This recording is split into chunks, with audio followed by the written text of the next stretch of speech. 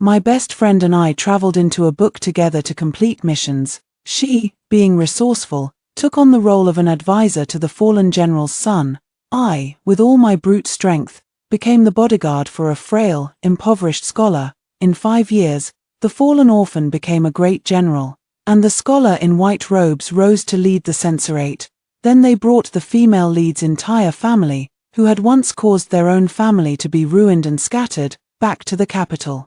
One sought revenge for her, the other worked to overturn the unjust verdict against her. My close friend asked me, "I don't want to do the extra tasks anymore. Are you still doing them?" I said, "If you're not doing them, then I won't either." Hello, everyone. Welcome to my channel. Subscribe us to read wonderful stories every day. Now the story begins. On the day the Sioux family returned to the capital, their procession was grand and imposing.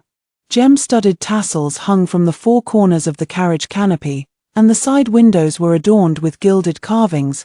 The vanguard escorting the procession carried no conspicuous weapons, yet each moved with silent steps, clearly skilled martial artists concealing their true abilities. I sighed, pointing at a few individuals in the formation, and said to my close friend Chenro, "The one leading them was someone I picked up. The fourth in the 3rd row is allergic to alcohol. And I once saved his life. The 5th in the 2nd row, the little horse he loves most, was delivered by me. Ah, damn it, Sui Changping, using the shadow guards I trained for him to escort the female lead back to the capital. It really infuriates me." Chenro trembled as she clutched my arm. "Can't we just go watch the excitement from your tavern?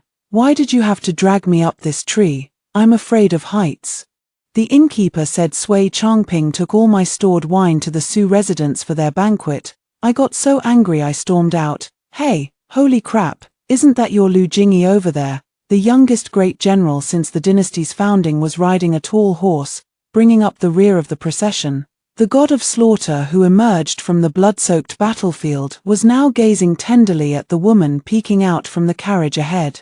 Chenro stopped trembling and sullenly lowered her head to pluck the fine hairs on my arm. She whispered in grievance, "Damn it all, Chenro and I are transmigrators, and our main mission is to assist the 2 male protagonists in achieving fame and success." At that time, Sui Changping was still a destitute scholar in plain clothes, and Lu Jingyi was a disheartened orphan from a declining military family. Over 5 years, Chenro and I, one skilled in martial arts and the other in strategy, each contributed our strengths to make up for the other's weaknesses, diligently assisting them to their current positions. The main mission was completed, and the system asked us whether to leave or stay to take on the additional task of pursuing the 2. We all chose the latter without prior agreement. I thought that with 5 years of constant companionship, completing the additional task would be easy. Who would have thought that in just a few days, these 2 forgave the female lead who had caused their family's ruin and even brought her entire family back to the capital? "So despicable," Chenro said. "The case file for the Sioux family's overturned conviction was compiled by your husband, Sui Changping," I said. "Those who convicted the Sioux family back then have all been dealt with by Lu Jingyi in the past few days." Your husband. The carriage came to a halt far outside the Sioux residence. Lu Jingyi, at the rear, dismounted and stepped forward, reaching out to help the woman in the sedan chair down the steps. The female lead, Su Ruofeng, gazed at the mansion, now even more imposing than before, and was overjoyed. Leaning delicately against the general's arm, I looked toward that estate, nestled right by the imperial city walls, yet cleverly secluded from the bustling streets. It once fetched a sky-high price at a commercial auction. Most importantly, it is extremely close to the Lu residence. If memory serves, this was originally the private residence Lu Jingyi had chosen for Chenro. Over the years, as a female advisor, Chenro frequently visited the Lu residence, working day and night to help him navigate the intricate web of official connections and the complex undercurrents of relationships behind the scenes. Sometimes, with so many affairs to handle, I would simply rest at the Lu residence. A woman's reputation is so fragile in this era. Chenro gradually found herself surrounded by pointing fingers and whispers. People all said, "That's the unidentified woman who shamelessly follows the orphan of the Lu family without any name or status." Upon learning this, Lu Jingyi was so enraged his eyes turned red. He promised Chenro that once he achieved fame and success, he would, under the name of a great general, ensure she lived in the finest mansion in the capital, never to be looked down upon again. Yet now, the plaque hanging at the grand entrance bore the name of the Su residence. Chenro stared unblinkingly at that spot. She kept watching until Lu Jingyi entered the gate and his figure vanished from sight. She rubbed her reddened eyes. I don't want to do the extra tasks anymore. Are you still doing them? I held her hand. If you don't do them, I won't either. Leaving the mission requires queuing. Our death dates are scheduled for a week later. System. You too might want to consider your preferred way of death. Opportunity knocks but once. Me. You can even advertise in this situation. System. Death experience is actually one of our specialties. Previous users have chosen to be burned to death, drowned, dismembered, or even turned into paste with a single blow. Chenro said expressionlessly, I want to hang myself at the entrance of the Su residence. Me, originally. I wanted to hang myself with Chenro at the entrance of the Su residence, but the system simulated the appearance of death by hanging for us, and we thought it looked too ugly. In the end, we decided to quietly die of sudden death together under a pear blossom tree by the upper stream of a creek in the outskirts of the capital. That is the starting place where we descended into this world. In the week before Mai passed away, we still had to eat and sleep. I owned several inns. And for the final period of time, I plan to spend it there with Chenro. While Lu Jingyi is still at the Su residence, I accompanied Chenro back to the Lu family to pack the luggage. As soon as I reached the doorway, I saw clothes and bedding scattered all over the ground, along with several boxes. Two stout matrons were directing the servants of the estate to throw out the belongings from Chenro's temporary room one by one. The general has said that Miss Su will be visiting from time to time. Don't just leave any unclean things lying around the estate, it's filthy. Chenro paid no attention to the mess on the ground and walked straight inside, blocked by those two double-door-sized old women standing side by side. What is your relation to the general, to barge in so boldly? A proper wife is wedded, a concubine is taken in, even a chambermaid has a legitimate background. Someone like you, lingering in someone's mansion without a clear status, is probably even lower than a concubine. I rushed forward and punched them, one after the other. You old hag. With such a foul mouth, it's a waste that you were even given an asshole. I stopped all the restless servants in the courtyard, waiting for Chenro to finish packing her things. As I was leaving, I bumped into Lu Jingyi, who was returning to the estate. By his side was the delicate and clinging Su Ruofeng. Su Ruofeng exclaimed in shock, "Ah, what are all these things on the ground?" I sneered coldly, "It's the burial shrouds and grave goods of your corrupt official parents." Su Ruofeng's small face turned deathly pale as she looked pitifully at Lu Jingyi. "Brother Jingyi, my parents aren't criminals." Lu Jingyi frowned, glancing at me sideways. "It's all right, Fenger, no one will say your parents were criminals. The case reversal was personally approved by the Imperial Censor." I fell silent. The Imperial Censor was Sui Changping. At this moment, anything I say would be slapping my own face. "Chenro, Miss Su, whether the Su family is guilty or not. You know it in your heart, how the Su family managed to overturn the case and return to the capital, you and the one beside you. Ahem, this great general are both well aware." Su Ruofeng sobbed uncontrollably and threw herself into Lu Jingyi's arms. Lu Jingyi was heartbroken. While comforting the beauty in his arms, he said impatiently, "Chenro, stop making a scene. Fenger is not an intolerant person. What happened today was because she didn't understand the situation. Have someone clean up the things at the door. From now on, you will still be a permanent advisor in my residence." Su Ruofeng exclaimed in surprise. "Has Sister Chenro been living at the Lu residence all this time? Good heavens, this is simply improper. Sister, we women must still have self-respect. We absolutely cannot be so casual." I couldn't help but want to give her a good slap, but Chenro held me back. She looked at Lu Jingyi. She was waiting for his reaction. Lu Jingyi met her gaze without any attempt to conceal himself. "Fenger is right, your behavior is frivolous and unbecoming of a young lady from a respectable family. Unlike Fenger, who refused my offer to return to the capital early and stay at my residence." insisting on waiting until the Su family's estate is rebuilt and restored before setting out. That is the kind of upbringing and dignity befitting a young lady of good breeding. Your reputation is already ruined, and you have nowhere to go. My willingness to take you in is an act of kindness. Do not harbor hopes for what does not belong to you. Before leaving, Chenro delivered the slap I had held back right onto Lu Jingyi's face. Facing his fury, Chenro pointed at her own face and leaned in closer. Come on, if you have the nerve, hit me back. The fire in his eyes seemed to be instantly extinguished, and under Su Ruofeng's unwilling gaze, he ultimately did nothing.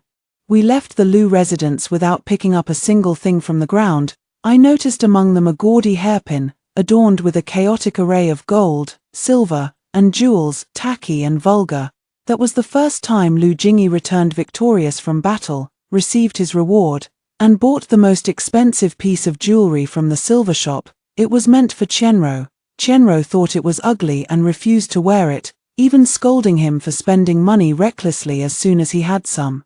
But I knew she had always kept that hairpin separately in her dressing case, taking it out to look at several times a day. My heart ached with sadness. You didn't take any jewelry or clothes. What did you go back to get? Mostly, it's the silver notes I've saved over the years. I originally wanted to. Never mind. Anyway, I can't take them with me, so I might as well spend them all. I thought about it and felt she was right, so I sold off all the fixed assets under my name, keeping only one place as a temporary residence. Unlike Chenro, I deeply understand that it's often the educated who are heartless. From the moment I started following Sui Changping, I've been like a hamster, constantly hoarding supplies for myself. Although applying modern knowledge in ancient times comes with many limitations, it's not difficult to make a small fortune. Houses, farmland, shops, calligraphy and paintings, every little bit counts. Over the years, all these bits and pieces have added up, and I can barely consider myself a little rich woman. Leaving the pawn shop, I walked along the road and passed by the Drunken Immortal Tavern. I saw the osmanthus fermented rice cakes being sold. I couldn't help but lose myself in thought. Sui Changping, who couldn't bear to be apart from me for a moment before, never sought me out again after Su Ruofeng returned. In the following days, Chenro and I lived a secluded life, rarely going out. I had no idea what she was busy with, as she spent all day buried in her work at the desk. Left to my own devices and feeling utterly bored, I went to the tavern to listen to gossip. I heard that General Lu took Miss Su to the suburban gardens for horseback riding. For some reason, the horse went wild and threw Su Ruofeng off, injuring her arm. Lu Jingyi actually shot that horse dead with a single arrow. The speaker sighed with emotion. That was a fine horse. A pure white shining night jade lion. The great general had only one of them. It's said to have been with him for many years. Yet for the sake of a beauty, he shot and killed it without hesitation. I tightened my grip on the wine cup, feeling an endless sorrow in my heart. That white horse was one Lu Jingyi had specifically sought out and given to Chenro back in the day. He said, "This horse is quite spirited, it recognizes its master and will only let you ride it, now. Even the livestock remember, yet he has forgotten it all." I had no heart to stay any longer and gloomily returned to the inn. But Chenro was nowhere to be seen. The shopkeeper hurried over. "Master, Miss Chenro has been taken away by the Su family." When I rushed over, I saw that the guards patrolling the outer perimeter of the Su residence were none other than the covert guards I had personally trained for Sui Changping. Seeing that it was me, they were torn between stopping me and letting me pass, their faces filled with mixed emotions. I hadn't made a move when the leader suddenly punched himself and passed out. The others, seeing this, started fighting in small groups with those nearest to them, then fell to the ground one by one, groaning and moaning. I leaped onto the wall and saw Chenro being held by the servants in the courtyard. Master Su and his wife sat in the main hall, looking down at her from above. Su Ruofeng stepped forward, holding a sharp hairpin in her uninjured hand, and lifted her chin with it. "I found out exactly how much effort you put into getting my family convicted back then. You, a mere orphan girl, are so cunning. Wasn't it just to stay by Jingyi's side for good that you targeted my entire family?" Chenro looked at her as if she were a fool. "Do you think everyone is like you?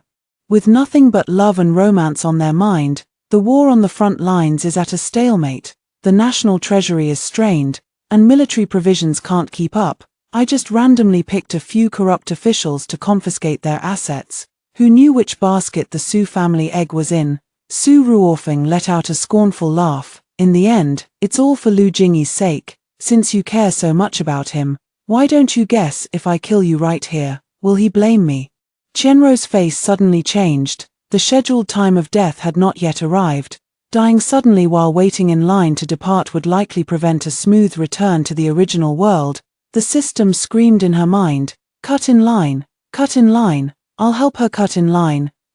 Everyone ahead, move aside and let us die first. I was in a hurry to rush over, but I saw Lu Jingyi step into the courtyard first. Su Ruofeng immediately put on a pitiful expression. Brother Jingyi, my parents and I have suffered so much in the borderlands all these years. If I don't kill this woman, I can't ease the hatred in my heart. Lu Jingyi stood frozen in place, his expression conflicted, and Qianruo's gaze turned completely cold the moment she saw his hesitation. Before Lu Jingyi could speak, she took the lead. The Lu family, for generations loyal and valiant generals, were branded with the charge of treason by the Su family using forged letters. The old general took his own life in prison, trading a lifetime of military merits for one final favor, only asking that you be allowed to grow up safely in the capital. Lu Jingyi, do you understand the whole story? Lu Jingyi froze all over. As if to bolster his own momentum, he roared loudly. Even if it was the Su family's doing, Feng'er was just a child back then. What wrong could she possibly have done? A bolt of lightning snaked down fiercely from the night sky. The system screamed. Queue jumping successful. Host Qianruo, please hurry up and die. After Lu Jingyi's words fell, Qianruo only laughed heartily, whether she heard the system's words or not. After laughing, she spoke in a voice loud enough for everyone present to hear, enunciating each word clearly. Lu Jingyi. The reference letter the Su family used to imitate old General Lu's handwriting back then was exactly the one Su Ruofeng stole from your house. With that, she turned around and thrust her neck fiercely toward the sharp hairpin in Su Ruofeng's hand.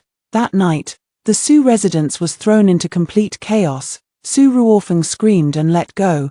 Qianruo fell face down, the hairpin protruding several inches from the back of her neck, blood gushing out. Lu Jingyi staggered forward. I leaped down, kicked Lu Jingyi's face into a crater, and gave him several hard slaps. Then, he picked up Qianruo's lifeless body and leaped away, perhaps due to the system's effect. Qianruo's body did not cool down as slowly as it normally would. It quickly grew cold on the way, but no matter how I call out to it, the system doesn't respond at this moment. I am terrified. If the system didn't successfully help her jump the queue to escape, if Qianruo didn't hit that exact moment of death, I dare not think any further. Lu Jingyi, his face covered in blood, was chasing closely behind me. I found it amusing. Who was he putting on this act for? I stopped on a rooftop, facing Lu Jingyi, who had also halted a few meters away. Give her to me. I'll take her to the palace to see the imperial physician.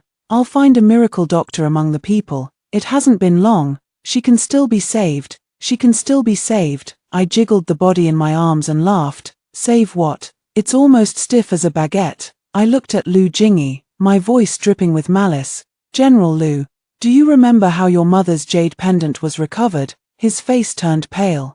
The only keepsake your mother left you was snatched by the kids who bullied you back then and tossed into the filthy sewer drain.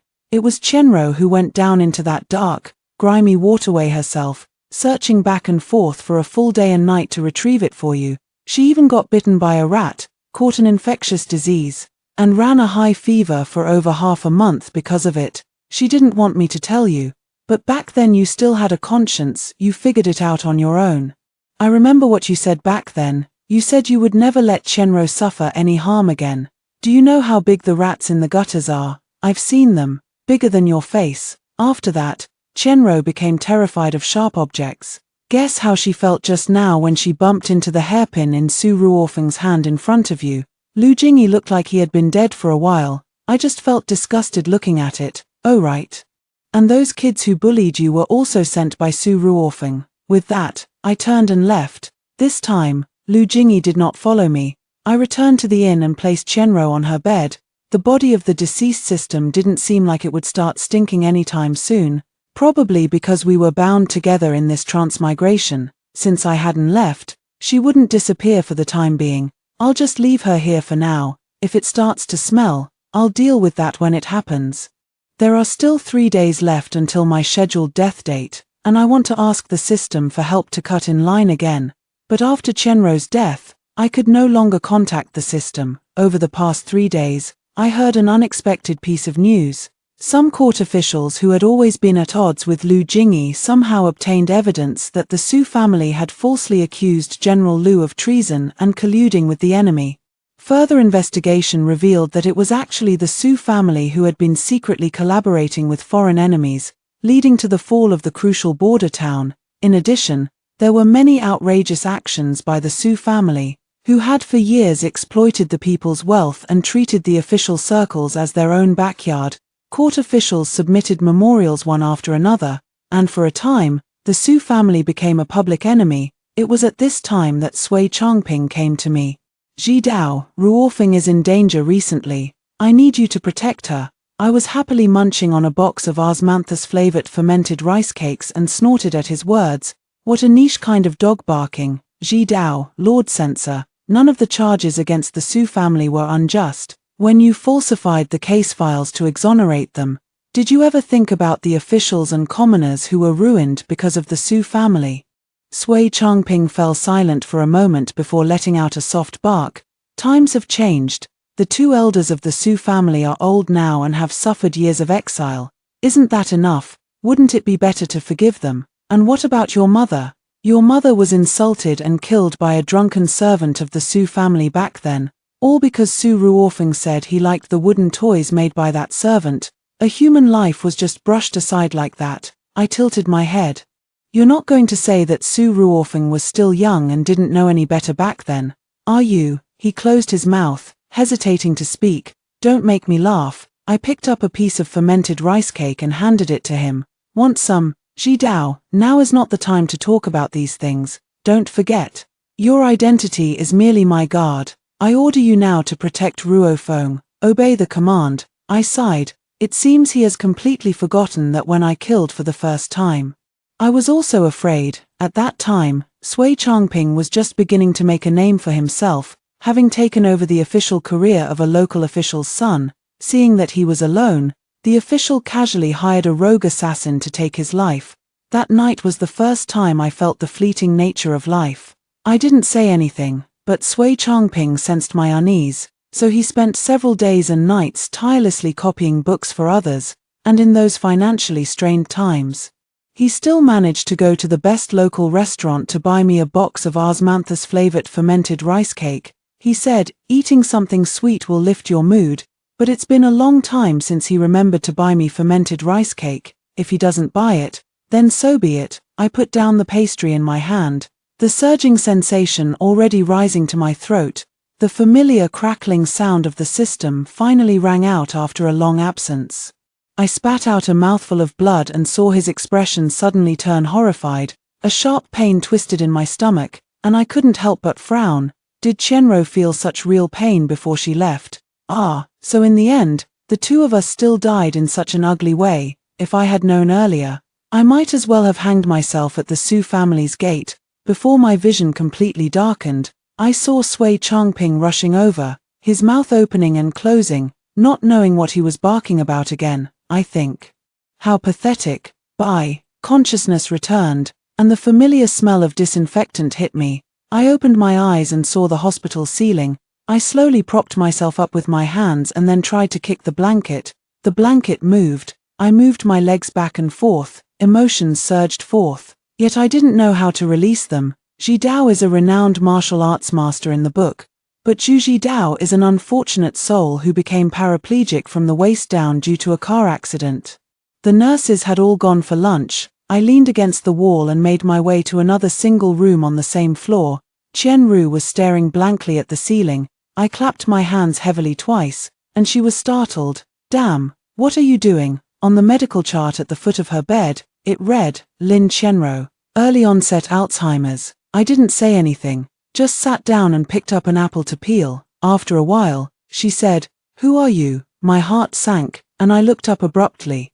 Meeting her confused gaze, didn't they say that completing the main quest would lead to recovery? Was the quest not completed? Did leaving early cause a problem? Why hasn't Shenro recovered yet? Or, was it all just a dream of mine? She blinked. Just kidding. Ha. My lips quivered. I threw the apple aside and clung to her, sobbing uncontrollably. We laughed and cried together, laughing through tears and crying through laughter, until the nurse, drawn by the noise, arrived and stared in astonishment at my legs and Shenro, who was full of energy. Not long after, we both went through the discharge procedures together. The system hesitantly approached us. We almost had an accident during the queuing exit process, which was due to our oversight. The bug has been fixed. To compensate for your emotional distress, although the additional task was not completed, half of the bonus will still be deposited into your accounts. The phone vibrated, and a text message notified us that 15 million had been deposited into each of our cards. Seems like there's something else that wasn't finished. Oh well, if I can't remember it, it probably isn't important. Congratulations on your recovery. Wishing you both a safe and smooth life ahead. Goodbye. We each took half of the money and donated it to the orphanage where we once lived. The rest was deposited in the bank as a fixed-term savings. Then we rented a large apartment together and began living ordinary lives. Shenro and I never spoke of it, but we both understood. A healthy life is already an unexpected gift to us. I had decided to take on the extra task, really just to stay a little longer by the side of those two bastards. Sometimes, we go grocery shopping together on weekends. I never buy Osmantha's fermented rice cakes. When she comes across related recipes on social media, she immediately scrolls past, while shopping. Shenro doesn't even glance at the dazzling jewelry displays in the store windows. Once, a business partner gifted her a colored gemstone necklace from a collaboration between their two brands. Her hands trembled as she accepted it. The water drop that wears away the stone leaves only a hollow to smooth it out. The suffering endured is far greater than when the mark was made. On rare occasions, we would also talk about the events in the book. Shenro asked me, "How did you die in the end?" After learning that I had poisoned myself, she mocked me for being too dull.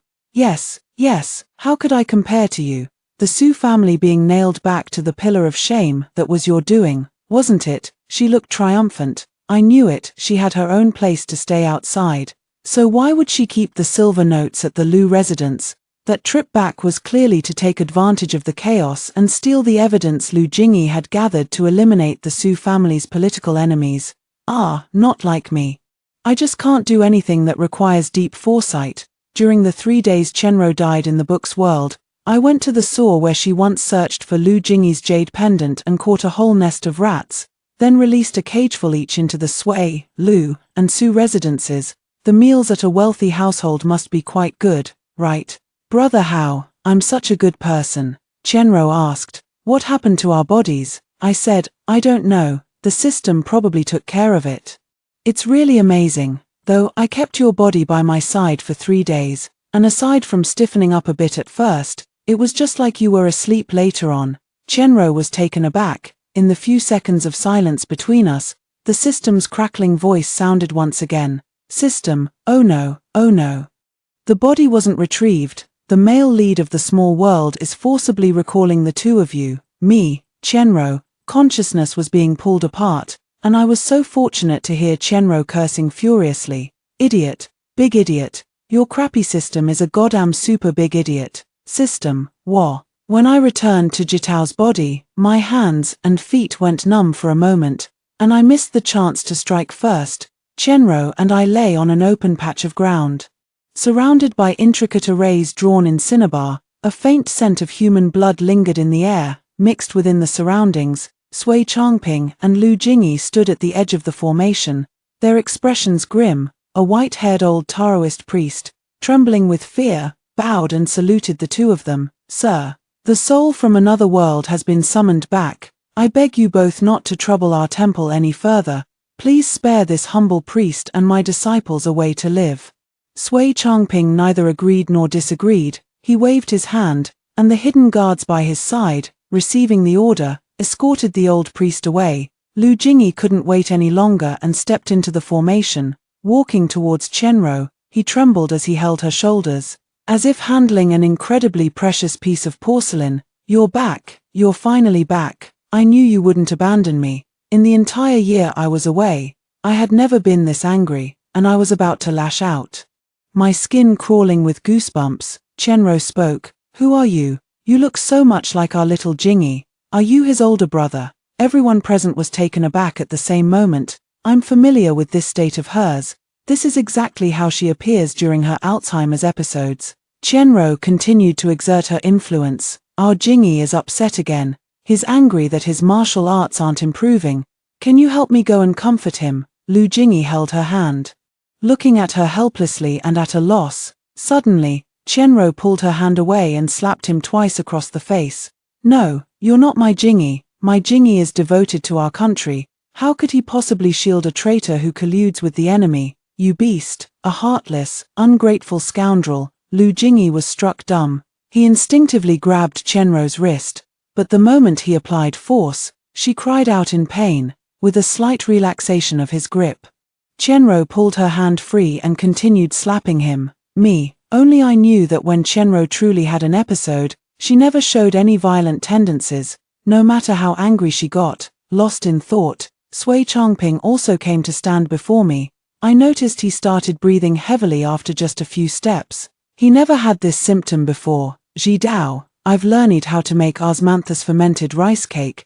Come back with me, and I'll make it for you." "Okay." I sat on the ground, motionless.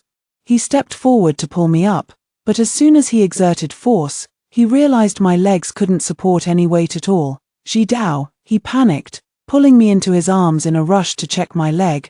I pushed him away with all my might, biting him. His shoulders and arms were left bloody from my struggles, yet he refused to let go. After confirming that my legs were completely numb, he furiously ordered someone to drag the old Taoist back. "Useless, what's going on? You never told us that recalling a soul would have side effects. Guards, burn down the Taoist temple along with these people." I finally spoke up. "Sui Changping." The shadow guard knew how to read the situation and remained still. Sui Changping held me tightly. "All right, no killing. If you say no killing, then no killing." Chenro, standing nearby, was still tirelessly using all her strength to whip Lu Jingy, hearing the commotion on my side. She took advantage of the chaos to help me kick Sui Changping twice. After I called his name, silence fell once again. They had no choice but to take us away and settle us first. I found it amusing. A strategist with a broken mind, a guard with a crippled leg. What do they plan to do? The Su family was convicted again not long after Chenro and I left. The entire family did not enjoy freedom in the capital for more than 2 days before being imprisoned once more. Chenro was meticulous. All the charges in the documents she disseminated were clearly organized. The Su family had no room for defense. What's more, this time, Sui Changping did not step in to help them again. With multiple charges combined, the punishment of exile was waived. The 2 elders of the Su family, as the masterminds, were directly sentenced to execution. Lu Jingy demolished the Su residence, which he had personally spent months decorating, and had it rebuilt to be even more magnificent than before. By several times over, then he hid Chenro inside. Sui Changping then settled me in his own master bedroom. Before I left back then, the big rat I released in the Sui residence did not disappoint my expectations. Out of all the people in the entire residence, it only bit Sui Changping. During those 5 years of living together day and night, I had already spoiled Sui Changping into becoming delicate, not to mention headaches or minor ailments, even in the toughest of days. I never let him eat a single bite of stale food. The 2 bites from Brother How nearly cost him half his life. After recovering from the illness, he was left with asthma. The bodies that Chenro and I failed to dispose of in time were kept by each of them in their own bedrooms, neither decaying nor rotting. This gave the 2 of them hope. He and Lu Jingy resigned from their official positions and traveled everywhere seeking immortality and the Tao. Finally, in a remote mountain forest, they found a Daoist temple and learned the reason. The old Daoist priest, kind-hearted, told them that I and Chenro were people from another world. Now that our souls have departed, let them not cling any longer. Yet they are using the entire Taoist temple as leverage. forcing the old Taoist to try and find a way to recall our souls. Now, Chenro and I are essentially imprisoned by them. It's not that we don't want to escape, but this is the world within the book. The male lead, with fully developed skill points, is basically in a dominant position, making it extremely difficult to resist. The useless system has disappeared again. Who knows where it went? Day by day, I practice the vow of silence and rarely move around. When Sui Changping brings food, I eat. When he serves tea, I drink. Only the Osmanthus rice wine cake he made with his own hands. No matter what he said, I refused to eat it. He got anxious, held my chin, and tried to force-feed me. I gathered all my strength and rammed my head into his forehead. With a thud, he was knocked to the ground by me, and his nose instantly started bleeding. And I, who used to be heartbroken at the slightest scratch on him, now only let out a scornful laugh. He reached out awkwardly to wipe the blood from his nose, but it just wouldn't stop. The fermented rice cakes were scattered all over the ground. The glistening pastries were covered in dust, never to be clean again. He picked up a piece and, ignoring the still dripping nosebleed, frantically stuffed it into his mouth. He was both crying and laughing. "Jidao, look, it's really delicious. Believe me, I know you like Osmanthus rice wine cake. I don't expect you to forgive me, I just want you to have something you like, okay?" I watched him scrambling to pick up food from the ground, which reminded me of a distant memory. It was when I had just arrived in this world and had just met Sui Changping. He didn't know why I was willing to stay and protect him, but he knew he had to repay kindness from others. So during the new year, he quietly took out the money he had saved to buy himself a winter coat, and instead bought a large piece of meat and a pot of fine wine, intending to prepare a grand meal for me. Who would have thought to run into the rogue living next door on the way? The rogue was jealous that Sui Changping, who was originally worse off than him, could actually afford to eat meat, so he shouted loudly, slandering that the wine and meat in his hands were stolen. And he calls himself a scholar. His family can't even keep the pot boiling on a regular day, hardly getting a warm meal. How could he possibly have money to buy wine and meat? This stuff must be stolen. I rushed over upon hearing the news, catching an earful of foul language that drove me into a frenzy. Relying on the martial skills granted by the system, I charged forward, ready to beat up that scoundrel, but Sui Changping stopped me. He borrowed a knife from a butcher by the roadside, cut off a sizable piece of belly meat, and handed it to the scoundrel. The rogue's curses abruptly stopped. He didn't take the meat either, just spat quietly to the side and left. The next morning, I opened the door to find a small bundle of fresh, dewy green vegetables placed at the doorstep. As if silently apologizing, Sui Changping told me that those living in this area were all pitiful people, but none were bad. Life is already hard enough for everyone.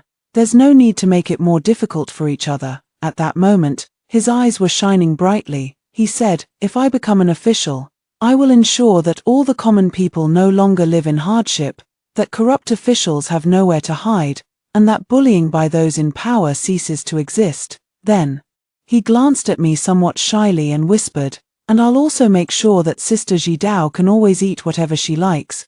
When did the change begin? It was when his official career was just beginning to show promise. One day, he returned home after attending a banquet. Seeing me in the courtyard tinkering with homemade wine, he curiously poured himself a cup. After taking a sip, he frowned. "This homemade Osmanthus wine is still too bland after all, with a rough texture and off flavors. It's not good." My hand paused in its motion. He remained oblivious and continued, "The lianhua bai I had at the county magistrate's residence today was truly exceptional, lingering and smooth. That's what good wine should be. If you ever want to drink in the future, don't bother making it yourself. I'll have someone send you the good stuff." He staggered back to his room, leaving me alone in the courtyard, staring blankly at his receding figure. Just last year, he was still saying that life had gotten much better, and to celebrate, he wanted me to brew some sweet wine with him to share with the neighbors for the Mid-Autumn Festival.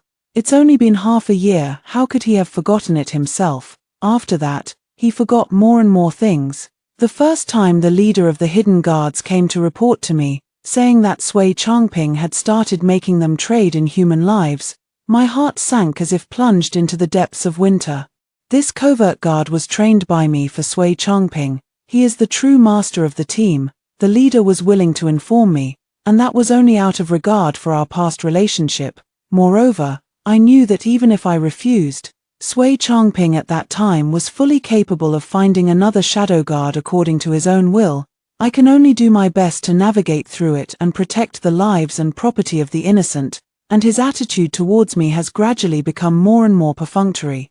Almost imperceptibly, Osman thus rice wine cake. I don't like sour flavors, nor do I enjoy overly glutinous textures. I prefer a chewy, springy bite. Once, he would compare rice wine cakes from different shops, carefully selecting the kind I loved most. Later, he simply bought the most expensive ones. The price of Zui Xianju's fermented rice cakes has been rising year after year, yet the taste and texture have only gotten worse. Eventually, only the occasional out-of-towner visiting relatives or friends in the capital would foolishly splurge on pastries from Zui Xianju, but after achieving success and fame, Sui Changping would only ever buy me their fermented rice cakes, sticky, sour, and utterly devoid of Osmanthus fragrance. Every time he saw that my fermented rice cakes were all gone again, he would show a relieved smile. He probably thought that the little affection he was willing to bestow upon me was enough to satisfy me.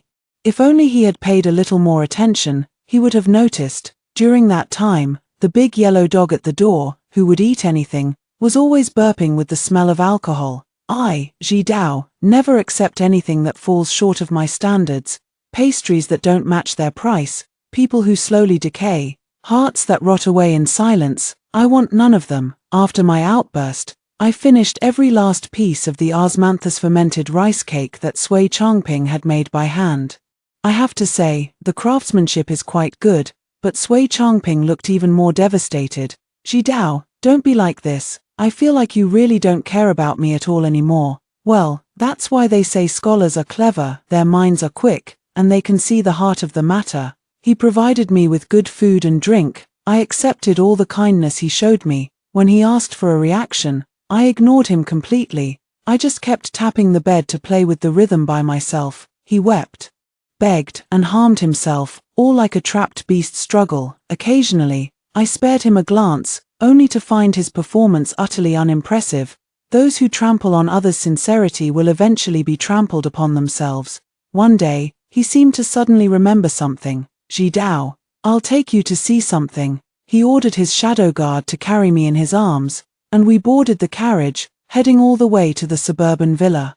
The air in the basement was thick with the musty smell of decay, and the light was almost completely blocked out. In the chest-deep water dungeon, a person was chained. Beneath the surface, undercurrents surge, hiding unknown horrors. Sui Changping said gently, Ji Dao, look, I've listened to you and avenged my mother's grudge. You're right, the Su family embezzled, took bribes, and perverted justice, harming so many common people. So all of this is what she deserves, isn't it? I stared at the person in the water dungeon. If it weren't for the faint rise and fall of his chest, I would never have believed there was any sign of life left in that person. Sui Changping, I spoke. He looked at me with wild joy. Which hand did you use to overturn the Su family's case? He froze for a moment, his face instantly turning deathly pale. After a brief hesitation, he swiftly drew the sword from the guard beside him and slashed at the tendons of his right hand. The cut was precise, exactly as I had taught him years ago. The hand of a literary master hung limp and useless. He asked me with a pale face and trembling voice, is this all right, Ji Dao? I reached out and asked him for the dagger. He hesitated for a moment, but still handed it to me. As I raised the knife, he closed his eyes. With a soft thud, the excruciating pain he had anticipated never came. Opening his eyes, he saw the blade I had thrown embedded in Su Ruofeng's neck. The person in the water prison convulsed a few times and then died. As I wiped my hands, the sound of another person's footsteps echoed from a distance. It was Lu Jingyi. When he saw the corpse of Su Ruofeng, he acted as if he hadn't seen it. He came to me with that gaudy hairpin that had been thrown out of Qianrou's chamber by the Su family servants. The tip of the hairpin had been smoothed down, and all the ornaments on it seemed to have been refurbished and repaired. Apart from the original form remaining unchanged, the color scheme and taste have improved significantly, making it look many times more expensive than when it was first bought. Lu Jingyi tightly gripped the hairpin and asked if I still remembered what it looked like originally. Qianruo only remembers things from the past now. She refuses to live in the new residence I prepared for her and insists on staying